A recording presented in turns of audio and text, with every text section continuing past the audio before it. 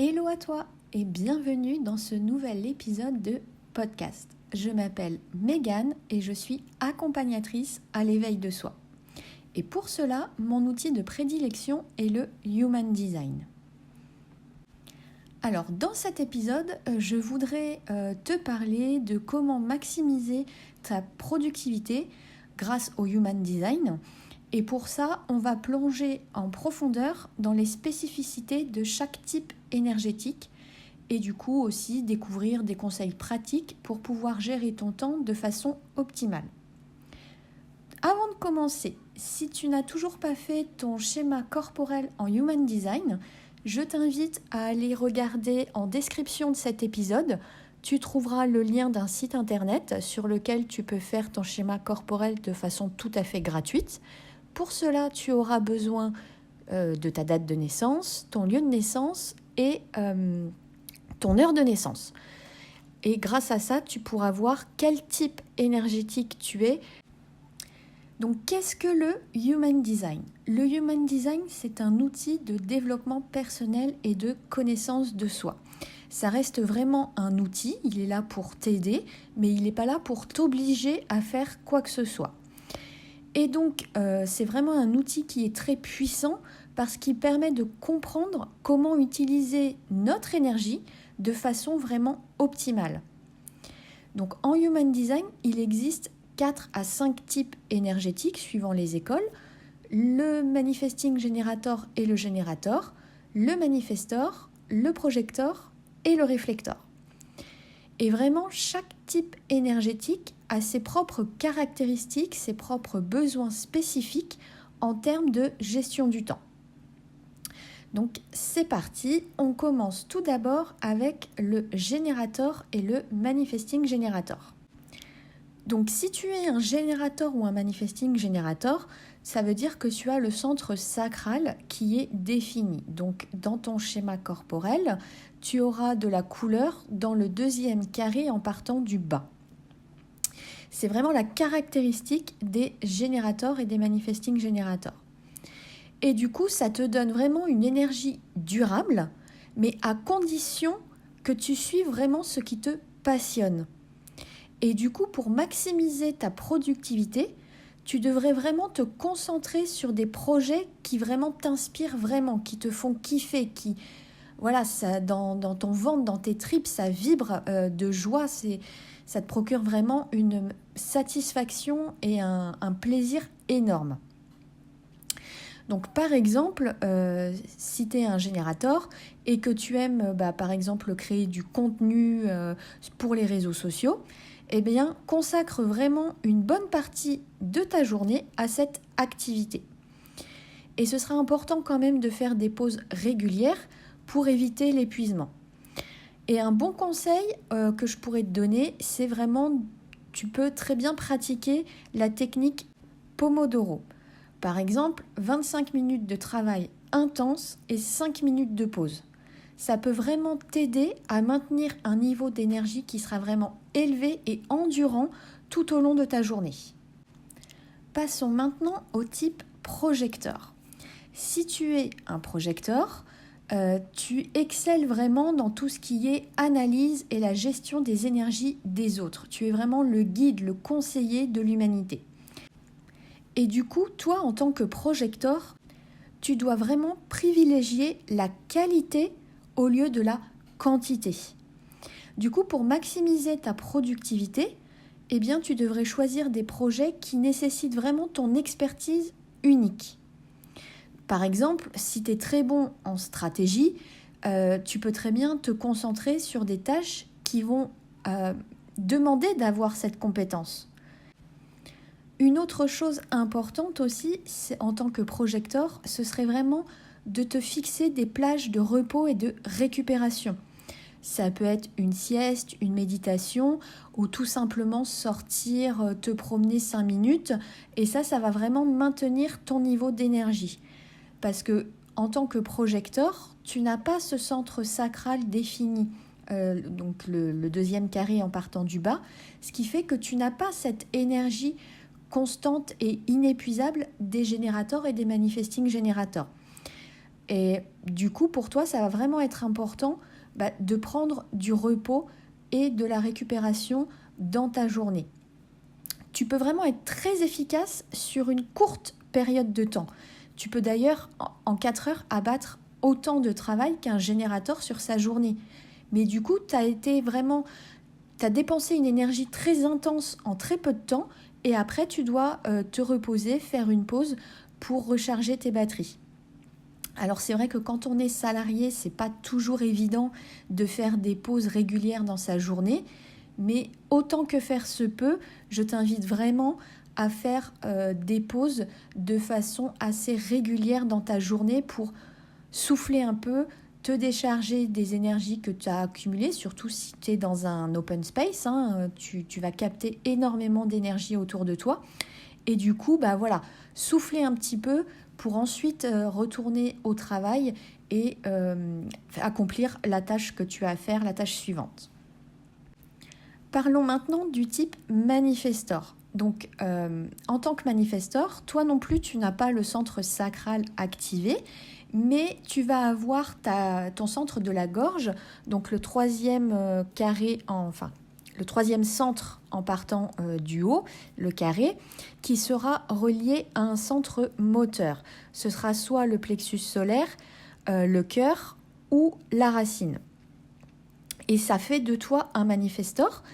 Et du coup, comme tu as un centre moteur qui est défini et qui va être directement relié à ta gorge, ça va te donner quand même une certaine quantité d'énergie comparée au projecteur et au réflecteur, par exemple. Mais comme tu n'as pas le centre sacral de défini, tu auras quand même moins d'énergie, du moins elle sera nettement moins constante que chez les générateurs et les manifesting générateurs.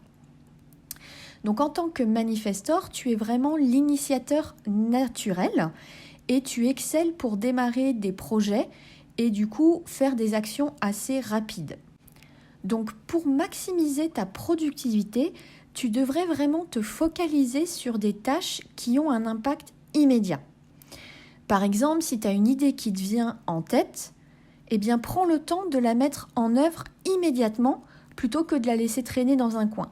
Si tu as une idée et que ton autorité intérieure valide ton idée, tu peux foncer, tu peux y aller et au contraire, tu devrais vraiment le faire tout de suite maintenant.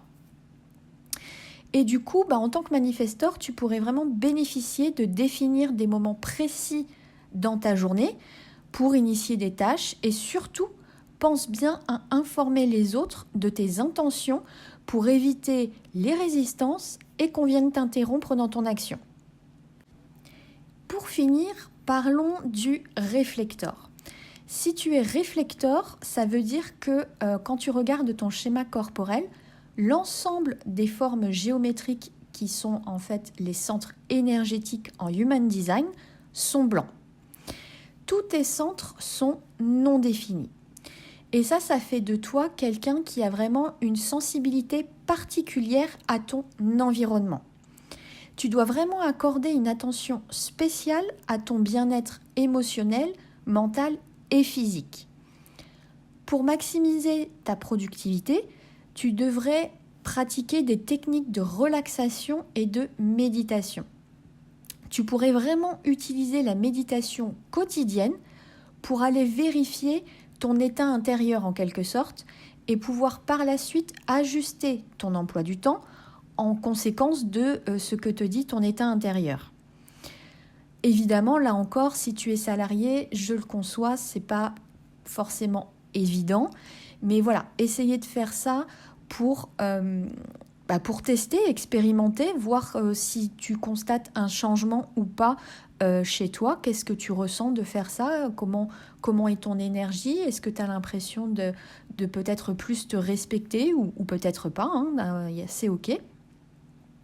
Et du coup, tu pourrais aussi bénéficier de passer du temps dans des environnements variés pour en fait trouver l'environnement qui te sera le plus nourrissant.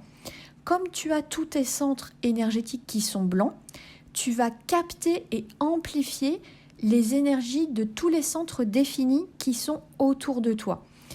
Et si tu captes des énergies, parce que la personne, peut-être qu'elle est conditionnée, peut-être qu'en ce moment, elle n'est pas très bien.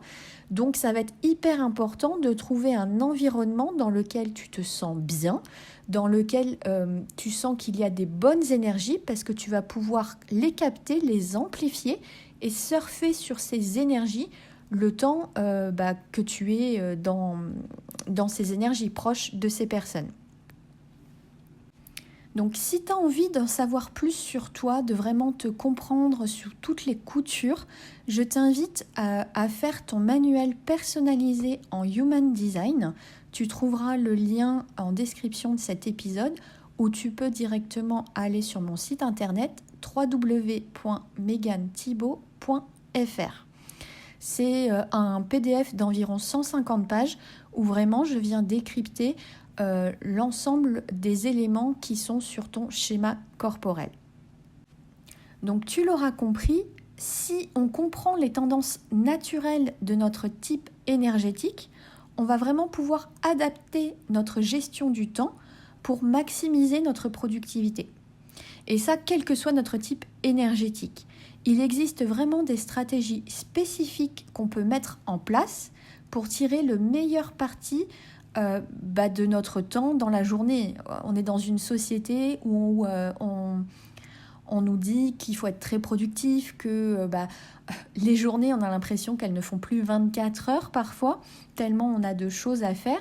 Et voilà, si on peut tirer parti de chaque minute de notre journée parce que on se respecte, on respecte notre énergie et que du coup on met en place des choses pour vraiment maximiser notre productivité, eh bien on pourrait gagner du temps sur notre journée et pouvoir par la suite se détendre et se reposer.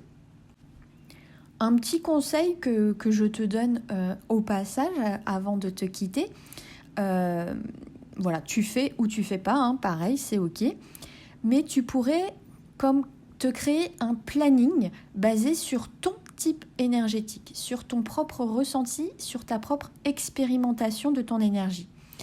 Dedans, tu peux noter les moments où tu te sens vraiment le plus énergique et ceux où tu sens dans ton corps que tu as besoin de repos.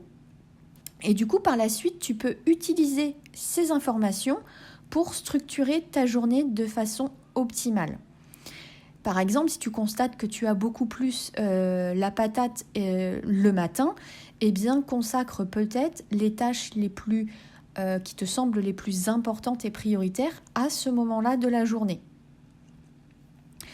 Ou alors, par exemple, si tu es un générateur, tu peux vraiment planifier tes tâches créatives pendant les moments où tu sens que tu as vraiment le plus d'énergie dans ta journée.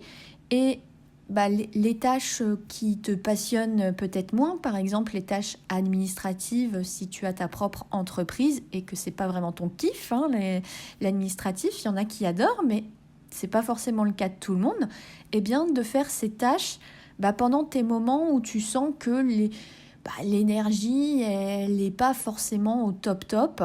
Moi je sais que j'ai des générateurs dans mon entourage. C'est tout ou rien.